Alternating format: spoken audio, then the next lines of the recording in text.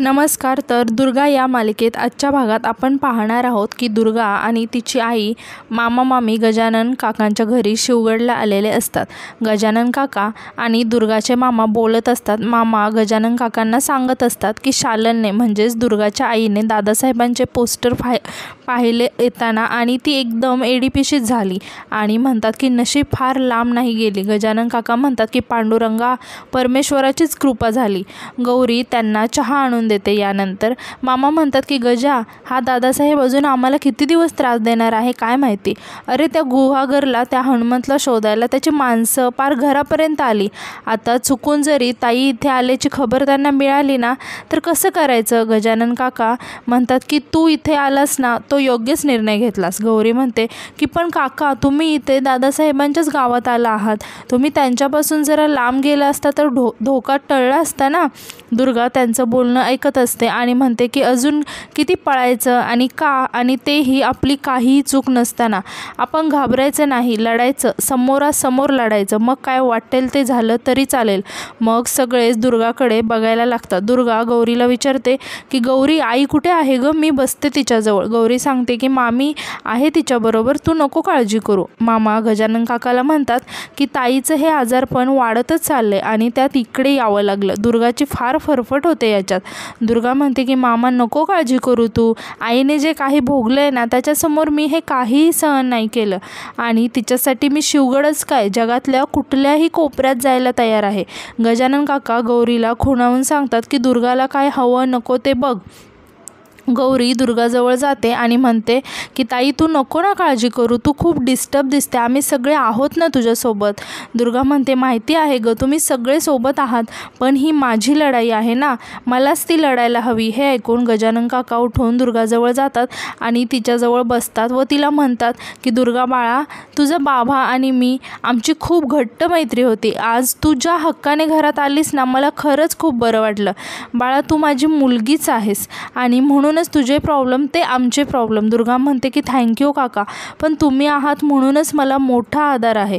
गजानन काका म्हणतात की तू कशाला काळजी करते, आणि देवाला म्हणतात की तो आहे ना वरती बसलेला, तो बघतोय सगळं, त्याच्यापासून काहीही लपलेलं नाही. खरं सांगू का, तो तुझी परीक्षा बघतोय आणि तुला त्या परीक्षेमध्ये पास व्हायचं आहे.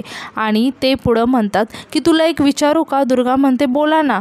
मग काका म्हणतात की तुझ्या गळ्यातलं जे लॉकेट आहे ते स्वतःहून घालते की दुर्गा लॉकेट बघत म्हणते की बाबांनी दिले मला, हे शक्ती मिळते मला यातून. काका म्हणतात की अगं तू स्वतःच एक शक्ती आहेस, आणि म्हणतात की तुला जेव्हा जेव्हा पराभव झाल्यासारखं वाटेल ना तेव्हा तुझ्या गळ्यातील ही दुर्गा तुला तुझ्यातील शक्तीची जाणीव करून देईल. आणि म्हणतात की बाळा, संकटही येतच असतात आणि त्यातूनच मार्गसुद्धा निघत असतात, आणि कुणी सांगावं की तुझ्या प्रश्नांची उत्तरं तुला या शिवगडमध्येच भेटतील, आणि म्हणूनच परमेश्वराने वहिनींना इथं पाठवलं असेल. दुर्गा म्हणते की पण काका, हे तर आपण काढलेले अर्थ असतात ना. गजानन काका म्हणतात की मला माहिती आहे, पण आपला हाच दृष्टिकोन आपल्या पुढे जायला मदत करतो आणि मला खात्री आहे की तुझ्या प्रश्नांची उत्तरं तुला इथेच मिळतील. दुसरीकडे आपण पाहतो की माईसाहेब आणि जग्गू मामा खूप खुश असतात आणि जग्गू मामा आनंदाने नाचत असतो. माईसाहेब जग्गू मामाला थांबवत म्हणतात की अरे बस बस जग्गू, कुणी बघितलं तर म्हणतील जग्गूला वेड लागलं की काय. जग्गू मामा थाटात उभं राहत म्हणतो की अगं तायडे, दादासाहेब मोहिते यांचा होणारा व्याही आहे मी, व्याही.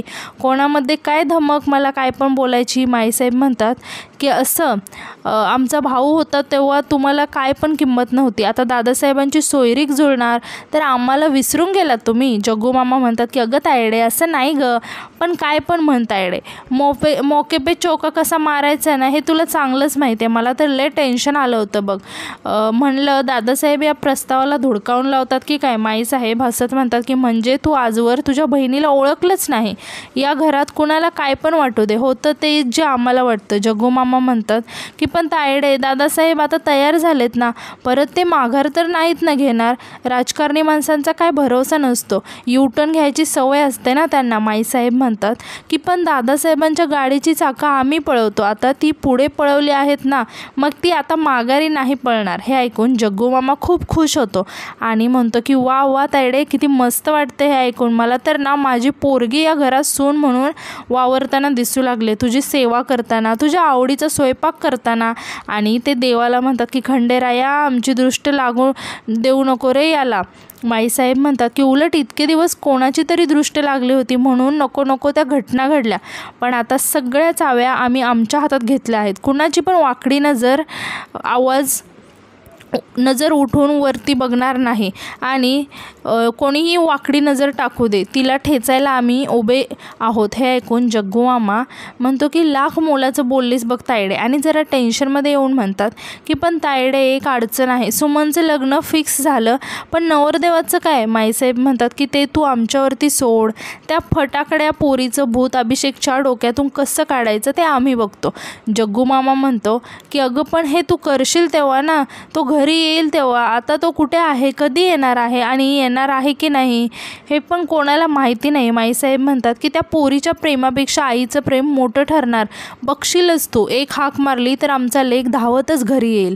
जग्गू मामा म्हणतो की असं काय करणार आहेस तू. माईसाहेब हसत म्हणतात की ते तू बघशीलच. दुसरीकडे आपण पाहतो की दुर्गा तिच्या बॅगमधून सामान काढत असते, तेवढ्यात तिथे गौरी येते आणि म्हणते की इथं कपाटात तुझं सामान ठेव. दुर्गा तिला म्हणते की अगं पण तुझं सामान. गौरी म्हणते की असू दे, मी माझं सामान बाबांच्या खोलीतल्या छोट्या कपाटात ठेवलं आहे, तू इथे माझ्या कपाटात तुझं आणि मावशीचं सामान ठेव. दुर्गा म्हणते की चालेल ना, नाहीतरी आम्ही कुठेतरी बाहेर ठेवतो आमचं सामान. गौरी तिला म्हणते की ताई, हे घर जितकं माझं आहे ना तितकंच तुझंही आहे. आणि ती दुर्गाला सामान ठेवायला सांगते.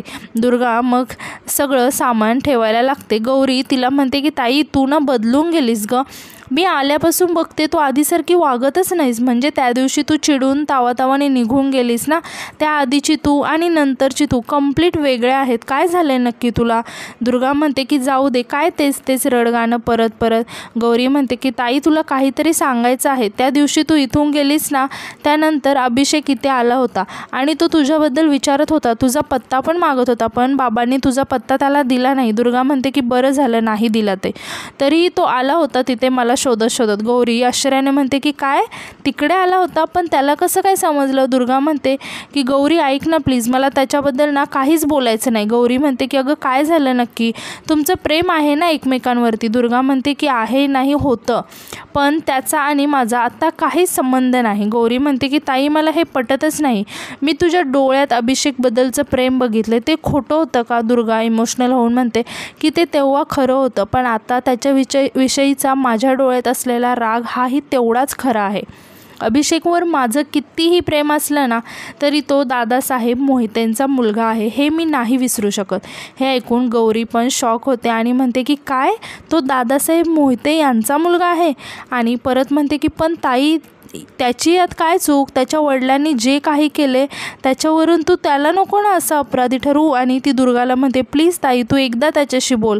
दुर्गा म्हणते की मला कोणाशीही काहीही बोलायचं नाही. आणि ती गौरीला म्हणते की गौरी प्लीज, इथून पुढे अभिषेकचं नाव माझ्यासमोर नको घेऊस.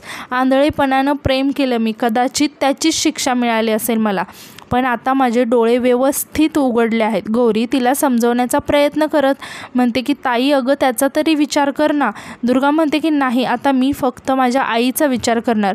आणि ती तिथे झोपलेल्या आईकडे बघत म्हणते की तिची ही अशी अवस्था बघितली ना की डोक्यात फक्त एकच नाव घोळत राहतं, दादासाहेब मोहिते, आणि संताप होतो. त्यामुळे आता त्याला शिक्षा आणि माझ्या आईला न्याय, या दोनच गोष्टी माझ्या जगण्याचं उद्दिष्ट आहे. बाकी कशालाही माझ्या आयुष्यात स्थान नाही. दुसरीकडे आपण पाहतो की मोहिते पॅलेसवर सगळेजण एकत्र जेवायला बसलेले असतात. अवंतिका माईसाहेबांना म्हणते की माईसाहेब, तुम्हाला चवळीची भाजी देऊ का. असं म्हणून ती माईसाहेबांना भाजी वाढायला लागते, तर माईसाहेब त्यांचं प्लेट पालतं करून ठेवतात. सगळेच माईसाहेबांकडे आश्चर्याने बघतात की अवंतिका माईसाहेबांना विचारते की काय झालं माईसाहेब, तुम्ही जेवत का नाही आहात. आणि ती दादासाहेबांना म्हणते की दादासाहेब, आता तुम्हीच काही ते बोला. दादासाहेब माईसाहेबांकडे दुर्लक्ष करत म्हणतात की भाजी छान झाली आहे सुनबाई, आम्हाला आणखी वाढा. आणि बाकीच्यांना पण म्हणतात की सगळ्यांनी जेवायला घ्या. अमेय माईसाहेबांना म्हणतो की माईसाहेब, काही त्रास होतोय का तुम्हाला. जग्गू मामा म्हणतो की शेवटी आईचं काळीज आहे. आपल्या लेकराची एवढी आठवण येते त्यांना की एक घास पण घशाखाली उतरत नाही त्यांच्या. आणि माईसाहेबांना म्हणतो की माईसाहेब आता तरी हट्ट सोडा. या घरात सगळ्यांना माहिती आहे की तुमचा अभिषेकवर केवढा जीव आहे, तेवढा कोणाचाच नाही. अजून किती त्रास करून घेणार आहात. हे ऐकून ईशा म्हणते की त्रास? कसला त्रास? जग्गू मामा म्हणतो आपला पोरगा अभिषेक कुठे असेल, कसा असेल याची त्यांना एवढी काळजी आहे की त्यांनी ठरवून टाकले जोपर्यंत अभिषेक इथंपर्यंत येत नाही ना तोपर्यंत त्या खायलाच काय बोलायला सुद्धा तोंड उघडणार नाहीत. अमेय म्हणतो की हा सगळा काय वेडेपणा आहे. दादासाहेब अमेयकडे रागाने बघतात. अमेय म्हणतो की सॉरी, पण हे सगळं कशासाठी. दादासाहेब माईसाहेबांना म्हणतात की रेवतीबाई घ्या, खीर घ्या, तुमचं कडू झालेलं तोंड थोडं गोड होईल. मन माईसाहेब शांतच असतात. दादासाहेब म्हणतात की आता काय उखाणा घेऊन भरवायचं का तुम्हाला. जग्गू मामा म्हणतो की काय दादासाहेब, माझ्या तायडीची काय अवस्था आहे आणि तुम्ही तिची चेष्टा करताय होय. दादासाहेब म्हणतात की लय काळजी आहे बहिणीची तर तिच्यासोबत उपाशी राहा की. आणि जग्गू मामाच्या ताटाकडे हात दाखवून म्हणतात की 4 माणसांचं जेवण वाढून घेतले. अमेय म्हणतो की हा सगळा काय प्रकार आहे. आणि माईसाहेबांना म्हणतो की माईसाहेब बोला ना तुम्ही काहीतरी, प्लीज थांबवा हे सगळं. पण माईसाहेब शांतच असतात. दादासाहेब म्हणतात की तुम्ही सगळे घ्या जेवायला आणि ते जेवायला सुरू करतात. नंतर आपण पाहतो की दुर्गा रात्री एकटीच बसलेली असते. ती समोर मेणबत्तीकडे एकटक बघत कसला तरी विचार करत असते. तेवढ्यात तिथे गौरी येते आणि म्हणते की ताई तू अशी का अंधारात बसली आहेस. दुर्गा म्हणते की गौरी प्लीज मला थोडा वेळ एकटी सोडशील का प्लीज. मग गौरी तिथून निघून जाते. दुर्गाला अभिषेकची आठवण येत असते. अभिषेकनं केलेल्या कविता तिला आठवत असतात. तिला ती कविता आठवत असते जेव्हा अभिषेक तिला पहिल्यांदा भेटणार होता. तिच्या कानावर त्याचा तो आवाज पडत असतो आणि ती कान बंद करून घेते. हे सगळं आठवून दुर्गाला खूप वाईट वाटत असतं. तिला अभिषेकने प्रपोज केलेलं आठवत असतं. तिला अभिषेकसोबतच्या सगळ्या आठवणी आठवत असतात. हे सगळं आठवून तिला खूपच वाईट वाटत असतं आणि ती खूप अपसेट झालेली असते. तिला परत तेच आठवत असतं आणि त्याचा आवाज तिच्या कानावर पडत असतो. तिला भास होत असतो की अभिषेक तिच्या समोर उभा आहे आणि ती त्याला बघून खूप इमोशनल होते. तर दुसरीकडे तिला स्वतःचीच प्रतिकृती दिसते. एकीकडे अभिषेक तर दुसरीकडे स्वतःची प्रतिकृती. अभिषेक तिला म्हणत असतो की आय लव्ह यू दुर्गा, माझं मनापासून तुझ्यावर खूप प्रेम आहे. मग जोरात वारा येतो आणि ती मेणबत्ती विझते. दुर्गा उठून मेणबत्ती लावते तर परत तिला अभिषेक समोर असल्याचा भास होतो. अभिषेक तिच्याकडे बघून हसत असतो. दुर्गा रडत म्हणते की अभिषेक का आलास माझ्या आयुष्यात, सांग ना. जर तू तुझी ओळख आधीच सांगितली असती तर कुठल्याच प्रकारचे बंध तयार झाले नसते. मी ते तयार होऊच दिले नसते. मग दूर जाण्याने कोणालाच त्रास झाला नसता. आणि ती म्हणते की तू जा प्लीज जा. तेवढ्यात लाईट येते पण तिथे कोणीच नसतं. दुर्गा इकडे तिकडे बघते आणि मेणबत्ती विझवते आणि बाहेर येऊन अभिषेकला शोधायला लागते. पण बाहेर कोणीच नसतं. मग ती आतमध्ये जायला निघते. तेवढ्यात तिला पाठीमागून अभिषेकचा आवाज येतो. दुर्गा मागे वळून बघते तर अभिषेक तिथे असतो. ती पळत जाऊन अभिषेकला मिठी मारते आणि खूप रडायला लागते. आणि आजचा भाग इथेच संपतो. तर तुम्हाला काय वाटतं की दुर्गाने अभिषेकला खरंच माफ केलं असेल का की तो तिचा भासच असेल. हे कमेंटमध्ये नक्की सांगा.